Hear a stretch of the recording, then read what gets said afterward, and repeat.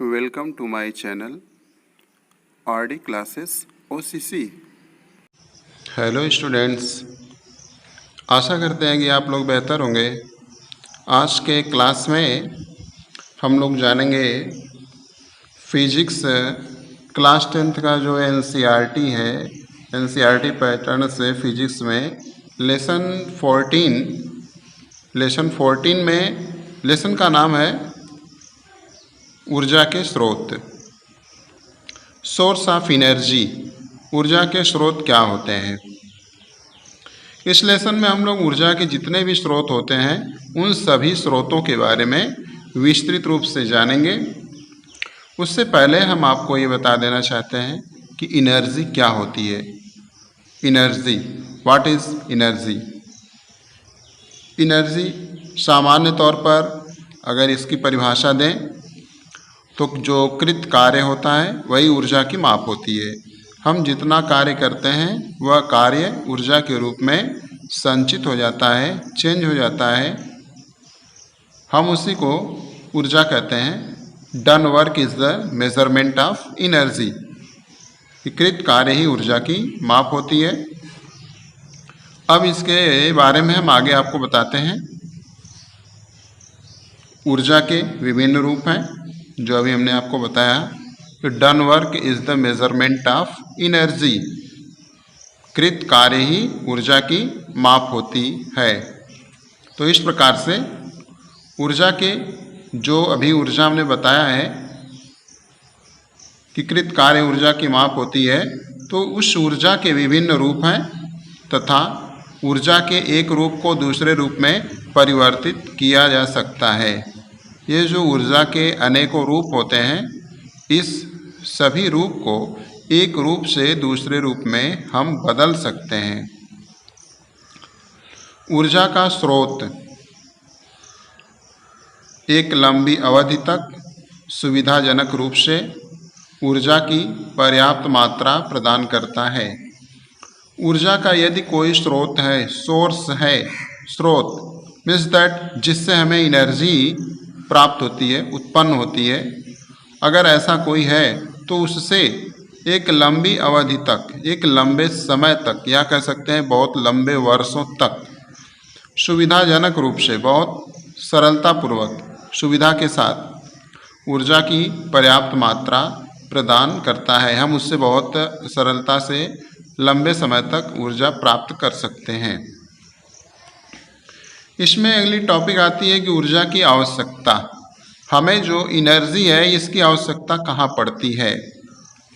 तो आप जानते हैं खाना बनाने में, भोजन बनाने के लिए आज हमें एनर्जी की आवश्यकता पड़ती है। हम इसके कई प्रकार के एनर्जी के रूप में प्रयोग करते हैं। जैसे आज के डेट में हम इसकी एलपीजी, लिक्विड पेट्रोलियम गैस का प्रयोग करते हैं, जिसे हम गैसीय ईंधन के नाम से जानते हैं। और जीवाश्म ईंधन का भी प्रयोग करते हैं। इसके अतिरिक्त कुछ अन्य जैसे हम लकड़ी आदि का प्रयोग करते हैं, तो ये भी ऊर्जा मतलब खाना बनाने के प्रयोग में हम इसको लाते हैं। प्रकाश उत्पन्न करने के लिए एनर्जी जो है हमें इसकी आवश्यकता, प्रकाश जैसे विद्युत बल्ब आदि को जलाने के लिए हमें इसकी आवश्यकता पड़ती है। हम अंधकार में प्रकाश के बिना कार्य नहीं कर पाते हैं, इसलिए ऊर्जा की आवश्यकता हमें प्रकाश को उत्पन्न करने के लिए किया जाता है। यातायात के लिए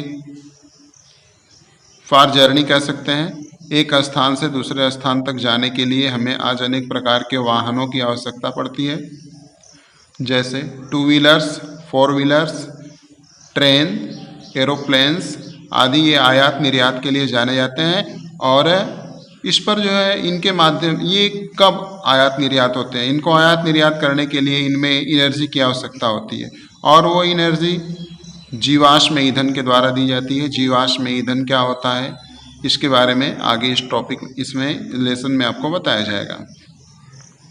मशीनों को चलाने के लिए हमारे घरों पर, अनेक प्रकार के इंडस्ट्री, उद्योगों में, इंडस्ट्रियल एरिया में या अनेक प्रकार के उद्योगों में या औद्योगिकरण के क्षेत्रों में अनेक प्रकार के मशीन मशीन का अर्थ सीधे कह सकते हैं तकनीकी का प्रयोग किया जाता है, और उनको चलाने के लिए भी हम अनेक प्रकार के ईंधन आदि का प्रयोग करते हैं जो एनर्जी से रिलेटेड है।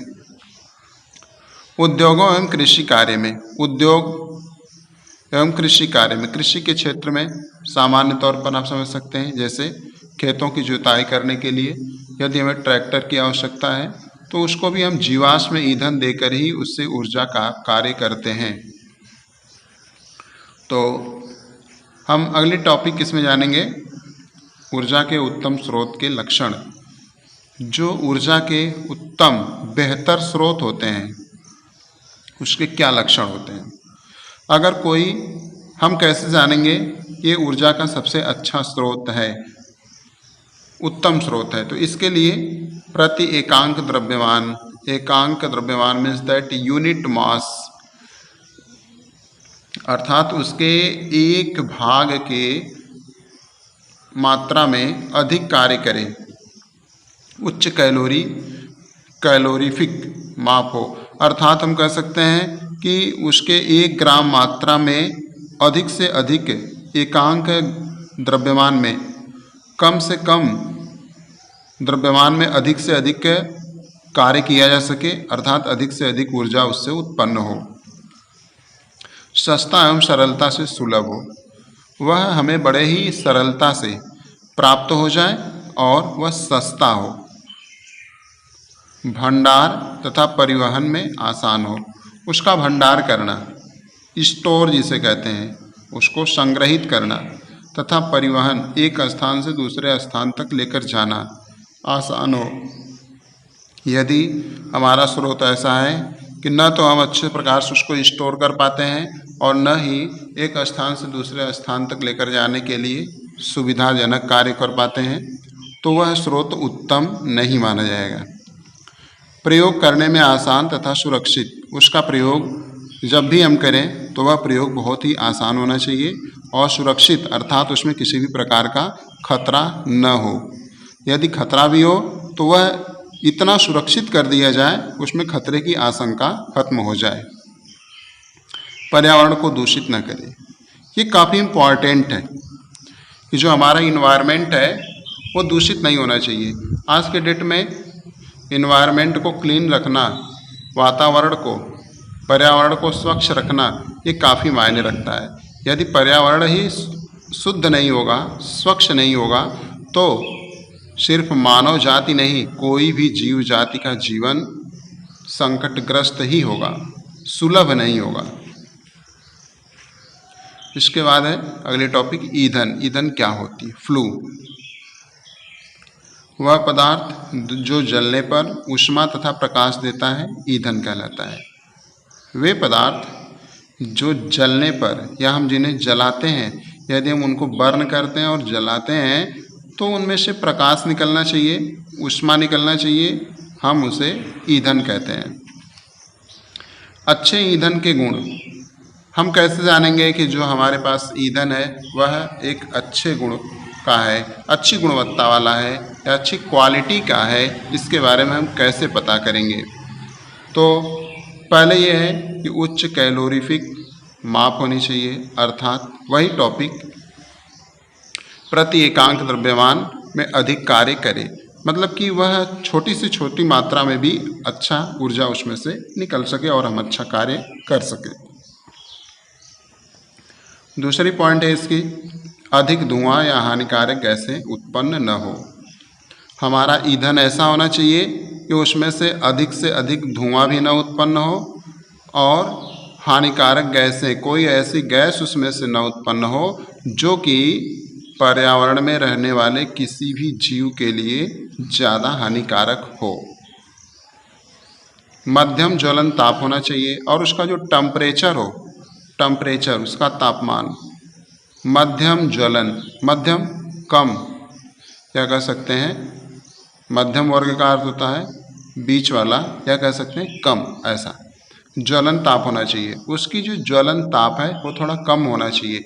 ऐसा न कि वह अगर जल रहा है तो उसमें जलने का ताप बहुत अधिक मिले, नहीं, वह जले लेकिन उसमें से तापन कम निकले और हीट ऊष्मा ज़्यादा निकले।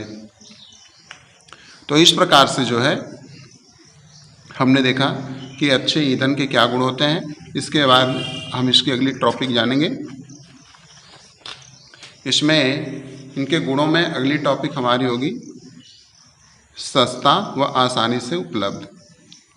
अर्थात जो हमारा ईंधन है वह सस्ता होना चाहिए और हमको बड़े आसानी से मिल जाए, ऐसा होना चाहिए। आसानी से जले, उसको जलाने के लिए बड़ी सरलता से जलाया जा सके, भंडारण व परिवहन में आसान हो। अभी इसके बारे में समझाया भी गया आपको। उसको स्टोर करना और एक स्थान से दूसरे स्थान पर लेकर जाना काफ़ी सुरक्षित और आसान हो। ऊर्जा के स्रोत यहाँ पर बताए जा रहे हैं। एनर्जी सोर्स क्या होते हैं? ऊर्जा के स्रोत वे स्रोत जिनसे हमें एनर्जी प्राप्त होती है, ऊर्जा प्राप्त होती है, ऊर्जा के स्रोत कहलाते हैं। ऊर्जा के स्रोत यहाँ पर दो प्रकार के बताए गए हैं। पारंपरिक स्रोत होता है और वैकल्पिक या गैर पारंपरिक स्रोत होता है। सबसे पहले तो हम आपको ये समझा देना चाहते हैं कि पारंपरिक स्रोत क्या होता है, ऊर्जा का पारंपरिक स्रोत क्या होता है, या ऊर्जा के पारंपरिक स्रोत किसे कहते हैं। तो अगर आप ध्यान दें तो पहले यहाँ पर इसको बताया गया है। ऊर्जा के वे स्रोत जो जन साधारण द्वारा वर्षों से प्रयोग में किए जाते हैं, ऊर्जा पारंपरिक स्रोत कहलाते हैं। जन साधारण के द्वारा, जन लोगों के द्वारा, साधारणतया साधारण लोगों के द्वारा जो स्रोत कई वर्षों से, कई दशकों से या शताब्दियों से किए जा रहे हों, सैकड़ों वर्षों से या हजारों वर्षों से जो प्रयोग में किए जा रहे हों, प्रयोग में लाए जा रहे हों, ऐसे हम इसको हम कह देते हैं ये परंपरा है। एक प्रकार से ये परंपरागत रूप से चलता चला आ रहा है। तो ऐसी ऊर्जा को हम पारंपरिक स्रोत कहते हैं। ऐसे ऊर्जा के स्रोत को पारंपरिक स्रोत कहते हैं। और दूसरा होता है गैर पारंपरिक स्रोत या वैकल्पिक स्रोत। तो ऐसे स्रोत जो हम किसी अन्य विधि द्वारा, या कह सकते हैं जो जल्द से ही, हाल से ही, केवल कुछ दशकों से ही प्रयोग में लाए जा रहे हों, हमें पहले से उसकी विधि का पता न था, वह विधि कृत्रिम विधियों द्वारा बनाई गई, अपनाई गई या खोजी गई हो, जल्द की ही कोई विधि हो, तो उसको हम गैर पारंपरिक स्रोत कहते हैं। इसमें एग्जाम्पल के तौर पर आपको समझने को मिलेगा कि कैसे क्या है। जैसे पारंपरिक स्रोत जीवाश्म ईंधन, जैसे कोयला हो गया, पेट्रोल हो गया, पेट्रोलियम हो गया। जीवाश्म ईंधन क्या होता है, इसको शॉर्ट में आपको समझा देते हैं। करोड़ों वर्षों पूर्व या लाखों वर्षों पूर्व पृथ्वी पर उथल पुथल के कारण अनेक प्रकार के जीव जंतु, पेड़ पौधे इस पृथ्वी के अंदर समावेशित हो गए, दब गए, जिनके बॉडी जो होते हैं दबने की वजह से उसमें उनके बॉडी जब मेल्ट करते हैं, एक तरह से पिघलते हैं, या उनके बॉडी में जब एक तरह से अपघटन होता है, तो अपघटित हो जीवाणुओं के द्वारा जब अपघटन होता है तो उनके शरीर से फैट जो होती है, चर्बी जिसे हम कहते हैं या वसा कह सकते हैं, वह वसा धीरे धीरे तेल के रूप में परिवर्तित होकर के स्टोर हो जाती है, जिसे हम पेट्रोलियम कहते हैं। और पौधों का इसी प्रकार से सूख करके पृथ्वी में दब जाना और अधिक वर्षों के बाद वो धीरे धीरे कोयले के रूप में चेंज हो जाता है। यह जीवों के द्वारा हो रहा है, लिविंग थिंग्स के द्वारा हो रहा है, सजीव वस्तुओं के द्वारा हो रहा है, इसलिए हम इसको जीवाश्म कहते हैं। जीव मतलब लिविंग, ठीक ना, वाष्म उन्हीं से निर्मित, जीवों से निर्मित ईंधन। तो इस प्रकार से कोयला और पेट्रोलियम इसमें आते हैं। फिर इसमें गैर पारंपरिक स्रोत में सौर ऊर्जा, जिसको हम सोलर एनर्जी कहते हैं। एग्जाम्पल के तौर पे सौर कुकर और सोलर पैनल कह सकते हैं। सोलर कुकर आप पिछली कक्षाओं में पढ़े होंगे, जिसके द्वारा आपको ये भी बताया गया होगा कि हम इसमें चावल पका सकते हैं, दाल पका सकते हैं, बट दाल फ्राई नहीं कर सकते हैं, ऑमलेट नहीं बना सकते हैं। कुछ इसके गुण भी बताए गए हैं और कुछ अवगुण भी बताए गए हैं। फिलहाल इसमें भी, इस लेसन में भी आगे आपको सोलर एनर्जी क्या होती है, सोलर कुकर क्या होता है, सौर पैनल क्या होता है, इसके बारे में बताया जाएगा। हम इसमें आगे टॉपिक आपको बताते हैं तापीय विद्युत संयंत्र। पारंपरिक स्रोतों में तापीय विद्युत संयंत्र आता है। समुद्रों से ऊर्जा जिसे ज्वारीय या तरंग ऊर्जा कहते हैं। जल विद्युत संयंत्र आते हैं और इसमें महासागरीय होते हैं। फिर इसमें जैव मात्रा जिसको बायोमास कहते हैं और इसमें भूतापीय एनर्जी आती है। इसमें पवन ऊर्जा, वायु की ऊर्जा इसे कहते हैं और इसमें नाभिकीय ऊर्जा। तो इस प्रकार से पारंपरिक स्रोत और गैर पारंपरिक स्रोत आपको बताया गया कि क्या होते हैं, इनकी परिभाषा भी आपको समझाई गई। यहाँ पर ऊर्जा के पारंपरिक स्रोत क्या होते हैं अभी आपको परिभाषा समझाई गई थी। ऊर्जा के वे स्रोत जो जनसाधारण द्वारा वर्षों से प्रयोग किए जाते हैं ऊर्जा पारंपरिक स्रोत कहलाते हैं। फॉर एग्जाम्पल जैसे आपको बताया गया अभी जीवाश्म ईंधन, बायोगैस के बारे में, बायोमास के बारे में। तो जीवाश्म ईंधन क्या होता है? जीवाश्म ईंधन अभी हमने बताया कि जीवाश्म क्या होता है, लाखों करोड़ों वर्ष पूर्व जो है कि पृथ्वी में उथल पुथल के कारण, तो ऐसा ही कुछ है। जीवाश्म से प्राप्त ईंधन जो जीवों के अवशेषों से, जीवों से सड़ने से, गलने से, अपघटित होने से जो ईंधन प्राप्त होते हैं उन्हें हम जीवाश्म ईंधन कहते हैं। फॉर एग्जाम्पल यहाँ पर बताया गया कोयला हो गया, पेट्रोलियम जीवाश्म ईंधन कहलाते हैं। ये लाखों वर्षों में ये लाखों करोड़ों वर्ष के बाद ये उत्पाद प्राप्त होते हैं। सीमित भंडारण, ये इसकी मात्रा सीमित है, पृथ्वी के अंदर इनकी मात्रा बहुत ही सीमित है। अनवीनकरणीय स्रोत हैं ये। भारतवर्ष में विश्व का 6% कोयला भंडार है। भारत में विश्व का 6% कोयला भंडार है। हमारे देश में कोयला का भंडारण 6% है। इससे अनुमान लगता है कि हमारे देश में आज से लाखों वर्ष पूर्व वनों की संख्या काफ़ी अधिक रही होगी, जो कि 6% दर्शा रहा है आज के डेट में, जो कि वर्तमान दर से खर्च करने पर अधिकतम 250 वर्षों तक बने रहेंगे। यदि इसकी बात करें जिस रेट से आज हम अपने देश में कोयले की खपत करते हैं, यदि यह खपत इसी प्रकार से बरकरार बनी रहे तो 250 वर्षों तक हमें कोयला प्राप्त हो सकता है खादानों से। इसके पश्चात ज्ञात तथ्यों के आधार पर लगभग 250 वर्ष के बाद हमारे यहाँ कोयला की कमी पड़ जाएगी, या कह सकते हैं कि भंडारण खत्म हो जाएगा, हमें कोयला प्राप्त नहीं हो पाएगा। इसलिए हमें इसको अधिक दिनों तक चलाने के लिए हमें इसके खर्च को सीमित करना पड़ेगा और आवश्यकता अनुसार ही करना पड़ेगा। जीवाश्म ईंधन जलाने पर उत्पन्न प्रदूषण और हानियाँ। प्रदूषण क्या होता है और हानियाँ क्या होती है?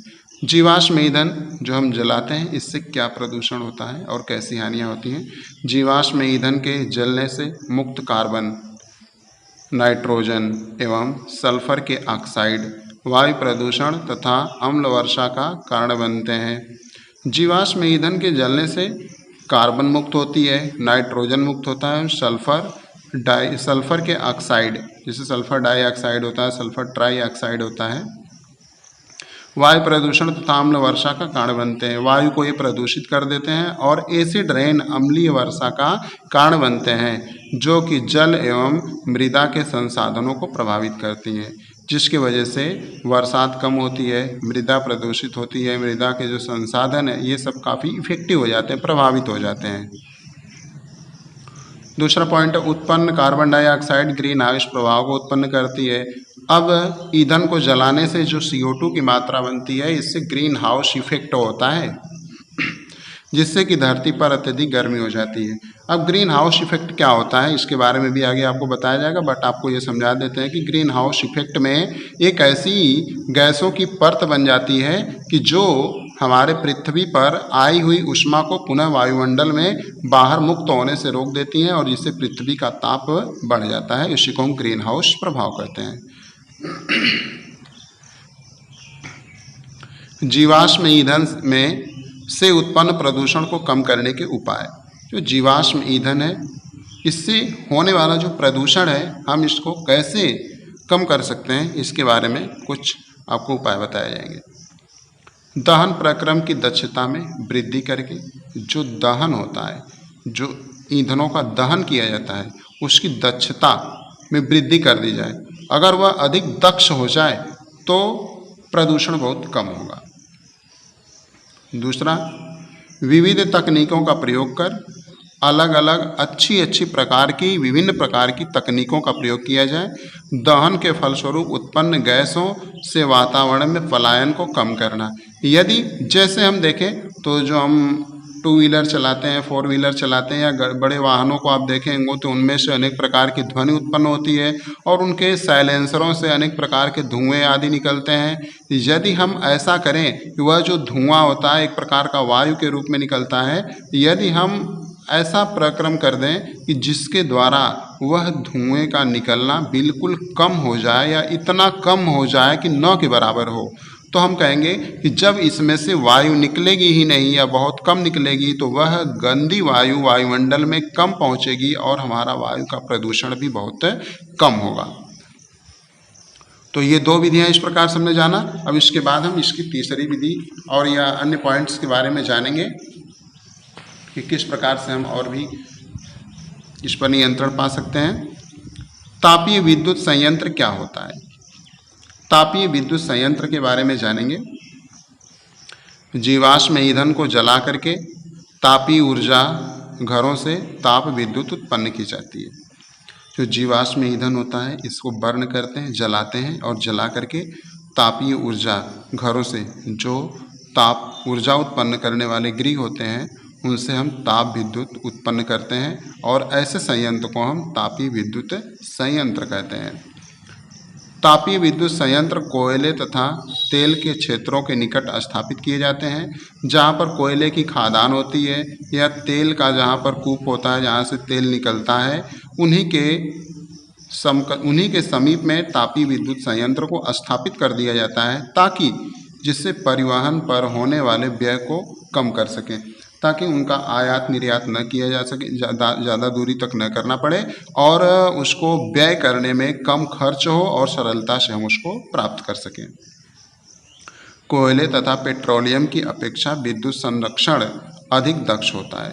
कोयले और पेट्रोलियम की अपेक्षा, कोयला ले लें और पेट्रोलियम ले लें, इन दोनों की तुलना में विद्युत संरक्षण अधिक दक्ष होता है, काफ़ी सुटेबल माना जाता है, ये काफ़ी सुविधाजनक है। इसको हम आसानी से और कम खर्च में कर सकते हैं, एक स्थान से दूसरे स्थान तक आयात निर्यात भी इसका कर सकते हैं। जल विद्युत संयंत्र क्या होता है? जल विद्युत संयंत्र गिरते हुए जल की स्थितिज ऊर्जा को विद्युत ऊर्जा में रूपांतरित करते हैं। जल विद्युत संयंत्र एक ऐसा संयंत्र है जिसमें हम गिरते हुए जल की स्थितिज ऊर्जा को, उसमें जो जल के अंदर स्थितिज ऊर्जा जो पाई जाती है उस ऊर्जा को हम बदल देते हैं विद्युत ऊर्जा में और हम ऐसे संयंत्र को जल विद्युत संयंत्र कहते हैं। जल विद्युत संयंत्र बांधों से संबंध है। जल विद्युत संयंत्र जो बनाए जाते हैं इनका रिलेशन बांधों से होता है, डैम जिसे कहते हैं, क्योंकि जल प्रपातों की संख्या बहुत कम है। जो जल प्रपात है इनकी संख्या बहुत कम है, इसलिए इनका संबंध बांधों से किया गया है। भारत में ऊर्जा की मांग का 25% की पूर्ति जल विद्युत संयंत्रों से की जाती है। हमारे देश में जो भी एनर्जी उत्पन्न होती है, विद्युत ऊर्जा जो उत्पन्न होती है, उसका 25% अधिकांश भाग कह सकते हैं, एक मेजर पोर्शन, अधिक से अधिक भाग हम जल विद्युत संयंत्र के द्वारा ही उत्पन्न करते हैं। जल विद्युत संयंत्र से क्या लाभ होता है और क्या हानियां होती हैं, इसके बारे में हम जानेंगे। थोड़ा लाभ पहले जान लेते हैं। पर्यावरण को कोई हानि नहीं होती है। जल विद्युत संयंत्र में पर्यावरण को किसी भी प्रकार की कोई विशेष हानि या कह सकते हैं विशेषता या कोई भी हानि नहीं होती है। और दूसरा, जल विद्युत ऊर्जा एक नवीकरणीय ऊर्जा स्रोत है, एक नवीकरणीय नया एनर्जी का एक स्रोत है। बांधों के निर्माण से बाढ़ रोकना तथा सिंचाई करना सुलभ हो गया है। हम जल विद्युत संयंत्र के लिए रिजर्वायर, डैम, बांधों आदि का निर्माण करते हैं, जिसके वजह से वहाँ पर जल जमाव होता है, वहाँ पर जल को रोका जाता है और उस जल को छोड़ करके समय समय पर सिंचाई वगैरह करना काफ़ी सुलभ हो जाता है। इससे हानियाँ भी कुछ होती हैं। क्या हानियाँ होती हैं, देखते हैं इनकी हानियों के बारे में। बांधों से निर्माण से कृषि योग्य भूमि तथा मानव आवास डूबने के कारण नष्ट हो जाते हैं। जो डैम बनाए जाते हैं, जो बांध बनाए जाते हैं, इनके निर्माण से कृषि योग्य भूमि तथा मानव आवास जो मनुष्य के रहने योग्य स्थान है, डूबने के कारण वो डूब जाते हैं और नष्ट भी हो जाते हैं। ये काफ़ी बड़ी हानि होती है इससे। आप इसी की वजह से हमेशा हर वर्ष आप सुनेंगे कि बाढ़ के प्रकोप से बहुत से गांव, हजारों गांव, सैकड़ों गांव बह जाते हैं, हजारों लोगों की मृत्यु हो जाती है, हजारों लोग बेघर हो जाते हैं। इस प्रकार की समस्याओं का सामना करना पड़ता है। पारिस्थितिक तंत्र नष्ट हो जाते हैं। बहुत से जो पारिस्थितिक तंत्र होते हैं, जीवों के लिए जो तंत्र बनाए गए होते हैं, वो सारे के सारे नष्ट हो जाते हैं, उनकी चैन टूट जाती है। अनेक प्रकार की समस्याओं का सामना करना पड़ रहा है इसकी वजह से।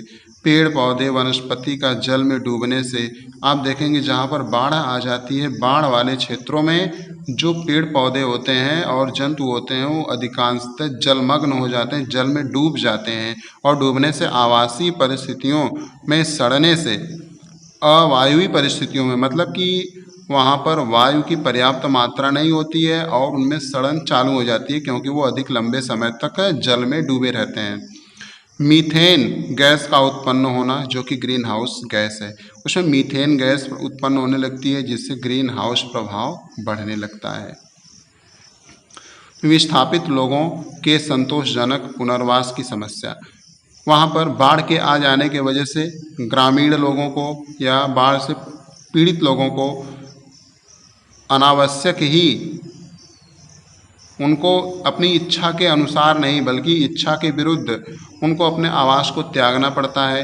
जंगली जानवरों को अपना आवास त्यागना पड़ता है, अनेक पशु पक्षियों को अपना आवास त्यागना पड़ता है। यह इस प्रकार की संतोषजनक पुनर्वास की समस्या होती है कि वो न चाहते हुए भी उनको अपने स्थानों का त्याग करना पड़ जाता है।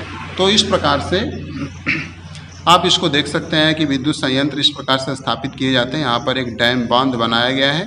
ये काफ़ी बांध जो होते हैं नीचे चौड़े बनाए जाते हैं और ऊपर पतले होते हैं। अब इसके बाद जो है यहाँ पर जनित्र बनाया गया है, पावर लाइन है, नदी है, जल कपाट यहाँ पर बनाया गया है। तो इस प्रकार से बहुत सारे सिस्टम्स इसके बने हुए हैं। तो इसके द्वारा जो है आप इसमें समझ सकते हैं कि यहाँ से जल अंदर जाता है। यहाँ पर जल जनित्र के द्वारा यहाँ पर एक चक्की नुमा बना होता है और ये तेज़ी से रोटेट होता है। इसके रोटेट होने की वजह से इसमें विद्युत ऊर्जा उत्पन्न होती है और उसी विद्युत जल के द्वारा विद्युत ऊर्जा उत्पन्न होती है। इसी को हम इस पावर लाइन में सप्लाई करके, स्टोर करके भेजते हैं और इसी को ग्रामीण क्षेत्रों में या शहरी क्षेत्रों में विद्युत सप्लाई दी जाती है। तो इस प्रकार से आज के क्लास में हमने आपको बताया कि सौर ऊर्जा क्या होती है, मतलब कि आपने जाना कि ऊर्जा के स्रोत क्या होते हैं, कौन कौन से स्रोत होते हैं, पारंपरिक स्रोत क्या होता है और गैर पारंपरिक स्रोत क्या होता है, जीवाश्म ईंधन क्या होता है, इसको जलाने से क्या हानियां होती हैं और क्या लाभ होते हैं, जल विद्युत संयंत्र क्या होते हैं, तापीय विद्युत संयंत्र क्या होते हैं, इसके बारे में आपको बताया गया। इसके बाद हम अगली टॉपिक इसमें आपको बताएंगे जैव मात्रा के बारे में कि जैव मात्रा क्या होती है। जैव मात्रा के बारे में जानने के लिए थोड़ा सा आपको वेट करना पड़ेगा। अगला वीडियो जो है उसमें आप देख सकते हैं। इसका अगला वीडियो आप देखें जिसमें पार्ट 2 में आपको मिल जाएगा कि जैव मात्रा क्या होती है। वीडियो वॉचिंग करने के लिए थैंक्स।